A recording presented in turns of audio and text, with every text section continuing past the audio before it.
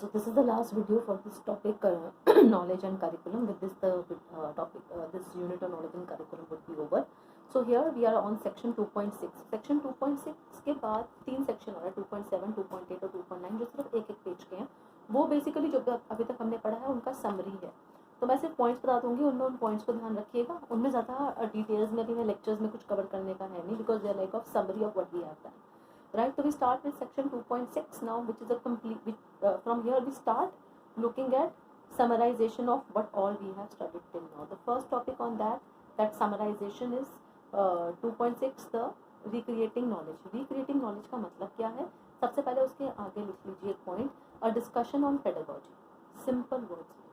ये बता रहा है हमारे को कि हमने नॉलेज कितनी तरीके की है, कितने फॉर्म ऑफ अंडरस्टैंडिंग्स है, कितने सब्जेक्ट्स हैं, कितनी स्किल्स हैं जिनको हम थ्रू करिकुलम इवॉल्व कर सकते हैं, डेवलप कर सकते हैं बच्चों में. अब ये सारी चीज़ें जो हैं थ्रू पेडागोजी कैसे करनी है. तो recreating the knowledge which is already there, we are recreating it. तो सबसे पहले इस पूरे पैराग्राफ को जब पढ़ते हैं, इस पेज नंबर 29 पर लेफ्ट हैंड साइड पर पूरा पैराग्राफ जब पढ़ते हैं तो बड़ा एब्स्ट्रैक्ट लगता है. उस पैराग्राफ को पढ़ने के बाद जो अंडरस्टैंडिंग मिली है वो मैं कुछ पॉइंट्स बोल दूँ, वो you should write. So write few points which I am dictating right now. We have various subjects, we know the content in those subjects, then why don't we just give that knowledge to the learners? No, instead we design projects, we design activities, field trips, library visits, etc. What is the need of doing that? Because we don't want to teach facts, but we want to locate the facts in the process through which they come to be known. We want to locate deeper connections between them. We want to give meaning and significance to each fact. Now this is called recreating knowledge. We already have a fact which is there, but we don't give it like that. We try to locate it we try to provide a context to the fact so the child understand, and that context lies in the child's own environment, right? So this is the whole idea about recreating knowledge. So once you write all those points and then you read this paragraph, it will make sense to you. इसके बाद इसी page पर, page number 29 पे left hand side पर last paragraph जहाँ पे लिखा है in India we have traditionally followed a subject based approach, यहाँ से जो है एक क्रिटिक स्टार्ट हो जाता है कि इंडियन एजुकेशन सिस्टम में किस तरीके की पेडागोजीज को और किस तरीके की कंपार्टमेंटलाइजेशन को फॉलो करा जाता है, जिस पे बहुत सवाल उठाए जा सकते हैं. ठीक है, तो क्रिटिक है उस लास्ट पैराग्राफ जहाँ लिखा है in India we have traditionally followed a subject based approach, page number 29 left hand side. एक हेडिंग डाल लीजिए, critique on India's subject based approach in teaching. ठीक है, तो उसका फर्स्ट पॉइंट है. अभी सारे पॉइंट्स हम डिस्कस कर चुके हैं, मैं सिर्फ पॉइंटर्स बता रही हूँ, वो नोट करते जाइएगा. फर्स्ट पॉइंट जो है इसी पैराग्राफ में मिडिल नीचे से 1, 2, 3, 4th लाइन में दे रखा है.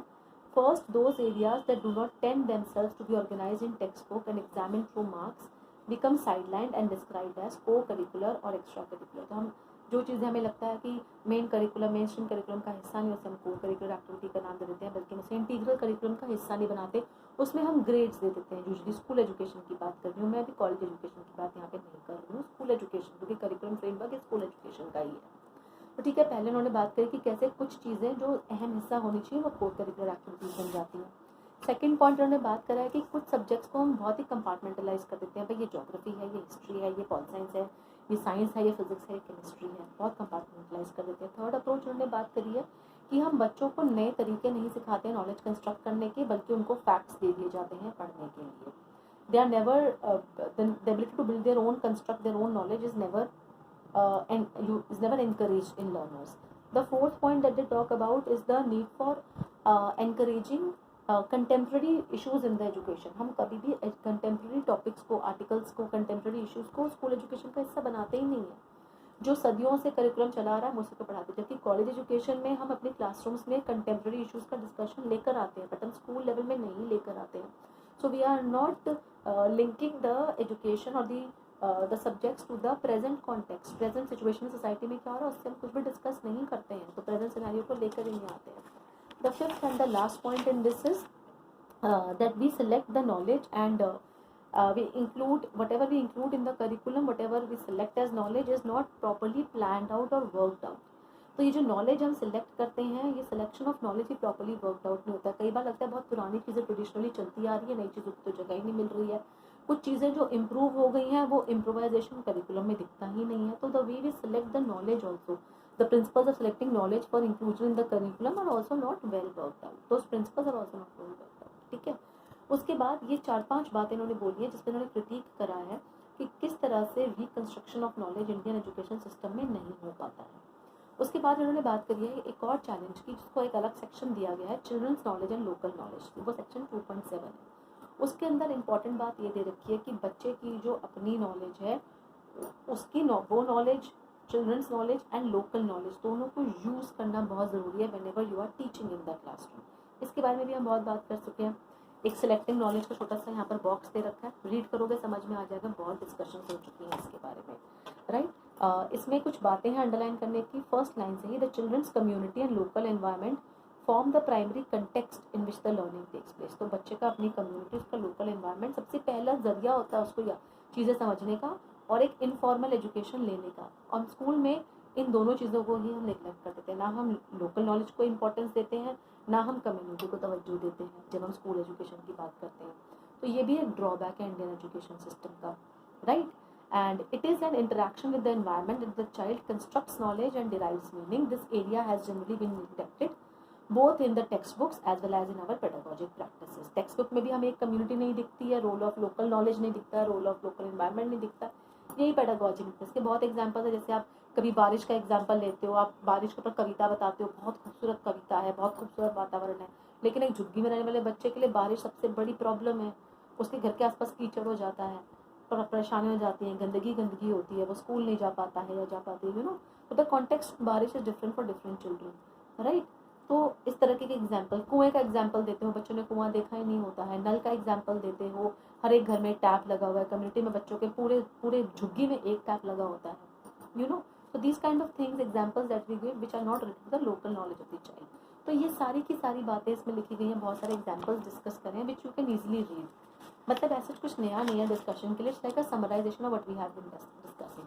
उसके बाद सेक्शन 2.8 में स्कूल नॉलेज एंड कम्युनिटी की बात की गई है. एंड 2.9 में सम डेवलपमेंटल कंसिडरेशंस. इन दोनों सेक्शंस में कुछ एग्जाम्पल्स लिए गए हैं, कुछ स्टेट्स के एग्जाम्पल्स दिए गए हैं जहाँ पर टेक्स्ट बुक्स में इनोवेशंस आई, अप्रोचेज इन टीचिंग में इनोवेशंस आई. तो एग्जाम्पल्स आप रीड कर सकते हैं which can be like an added information. So with this whole knowledge and curriculum unit is over. Now we are left with parts of 1 or 2 units. मतलब कह सकते हो कि आपका बस अब एक ही यूनिट रह गया है, छोटा सा है. एक्चुअली यूनिट 4 है जिसमें हमारे को थोड़ा सा different type of curriculum organization के बारे में 1-2 बातें पढ़नी है कि सब्जेक्ट सेंटर्ड करिकुलम क्या होता है और एक्टिविटी बेस्ड करिकुलम क्या होता है. एक छोटा सा टॉपिक ये रह गया है.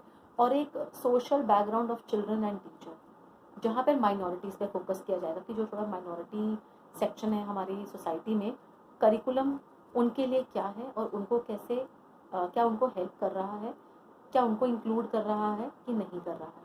तो ये 2 बातें रह गई हैं. एक टाइप्स ऑफ करिकुलम में जैसे subject based and activity based curriculum, और एक social background, particularly we are looking at minorities. इन 2 टॉपिक्स के बाद आपका सिलेबस पूरा हो जाएगा. I will be sharing more readings with you by making PDFs of it. So please do see the videos, do read all this and come up with certain doubts if you have.